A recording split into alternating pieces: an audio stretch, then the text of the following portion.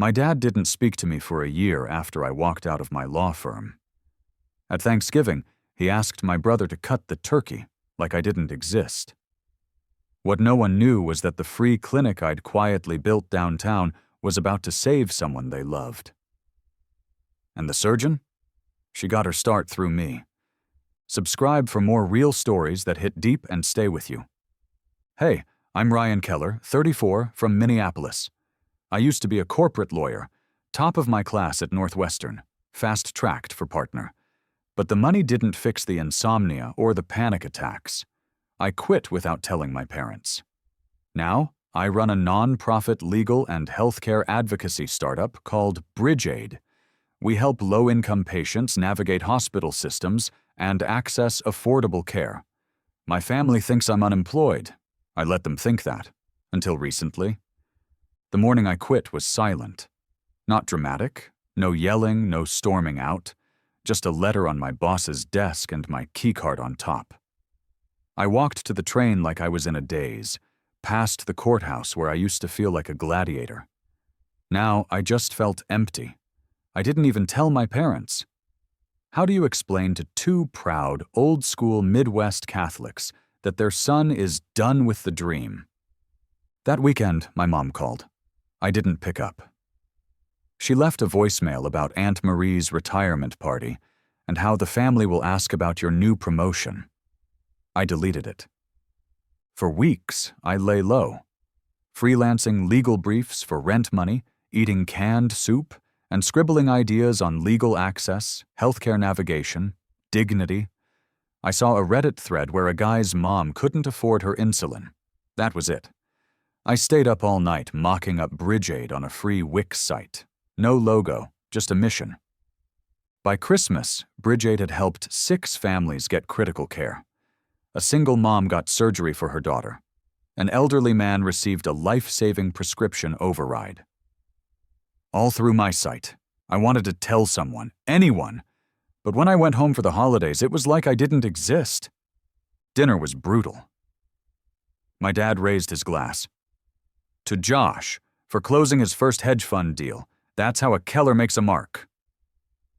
Everyone clapped. I smiled, swallowed the burn, and passed the gravy. Later, my cousin Mark asked, "So what do you even do now? Just sleep in?" He laughed like it was a joke. I laughed too, pretending it didn't hurt. I went outside and sat on the porch, watching snow fall under the streetlight. My mom peeked through the curtain. Didn't say a word. The next morning, I got a DM on Instagram. "Hi, I found your site through a Facebook group. My sister's been denied coverage for a needed scan. Can you help?" I replied instantly, "Yes, I'll walk you through it myself." Her name was Lila. 23. A waitress with a bright smile and a brain tumor her insurance wouldn't cover scanning. Her sister, Jenna, was desperate. Through BridgeAid, we filed an emergency appeal, looped in a volunteer neurologist, and partnered with a med school buddy of mine who owed me a favor. It was a mess of emails, hold music, and legal speak. But we got it done. The MRI revealed the tumor early, still operable. Within 2 weeks, Lila was in surgery. By week 3, she was healing and posting selfies with her shaved head and a victory sign. That story hit local social. Jenna had tagged us. At BridgeAid made this happen. Overnight, our inbox exploded. Local news emailed me. I declined the interview. Because that's not why I built it. That night, I got another message. "Hi, I'm a third-year med student. Just read about Lila. Do you take volunteers?" I stared at the screen, then typed, "Yes, welcome aboard." 3 months later, BridgeAid had 20 volunteers and a wait list of cases. We were still running out of a spare bedroom in my apartment. Scrappy, glitchy, but real. I got invited to my cousin Rachel's engagement party. I didn't want to go, but my mom begged. "Just show up, please. For me." I wore a decent button-up, printed one of our new brochures, and put it in my pocket. Dumb idea. My uncle, Rachel's dad, cornered me near the cheese tray. So, still playing Mother Teresa? He chuckled and patted my shoulder like I was 6. That law school debt paying off in hugs yet? I laughed, nodded, bit the inside of my cheek. Later, when my dad gave a toast, he listed every cousin's job. He skipped me, didn't even pause. I slipped out to the backyard. I'd just sat down when someone followed me out. A guy I didn't recognize. "Hey," he said. "I'm Matt. I'm Rachel's fiancé. I just wanted to say, I know who you are. My sister is Lila." I blinked. "She told me what you did. You saved her." I didn't know what to say. Matt just smiled and handed me a beer. "Lila's doing great, by the way. She wants to meet you." We stood in the cold, both of us quiet. Then he said, "You know Rachel's going into surgical residency, right?" I nodded. "Well," he chuckled, "Lila's case was in her intake portfolio, the one she submitted for her application." I froze. "Wait, what?" "Yeah," he said. "Bridgeaid was credited. Her professor even asked her about your platform in the interview. She said it made her think differently about patient advocacy. That's when she got the call back." Inside, someone tapped on a glass. Time for speeches. Matt clapped me on the back and walked in. I followed a moment later.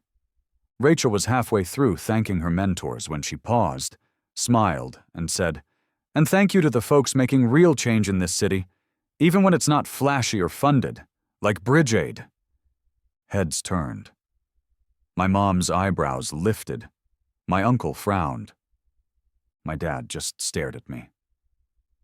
After the party, I lingered in the kitchen, helping Rachel's mom pack leftovers.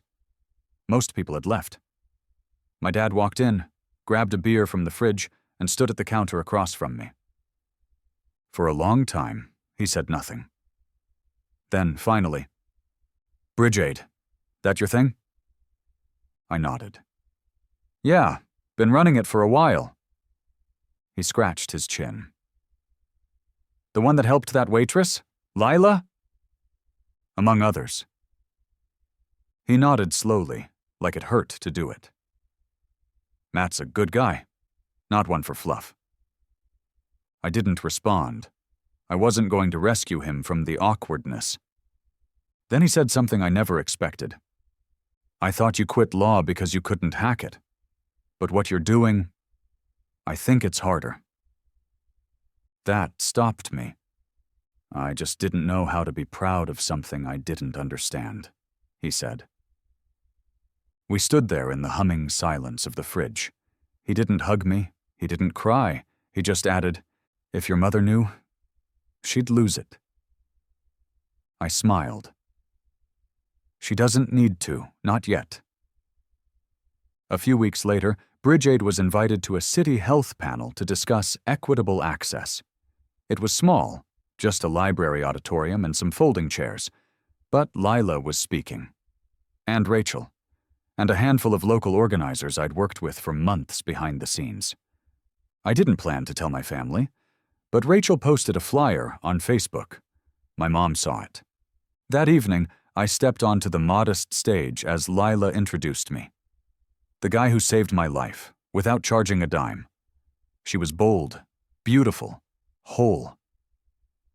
In the back row, I spotted them. My mom, my dad, even Uncle Jack, arms crossed, watching. Afterward, as people milled around, my mom walked up and grabbed both my hands. "You made all this?" I nodded. Tears welled in her eyes. "We thought you gave up. But you were building something." My dad put his hand on my shoulder. Didn't say much. He didn't need to. "And my uncle?" He just muttered, "Guess I owe you a drink." Lila hugged me goodbye, whispering, "Keep going." I would, because now they finally saw me.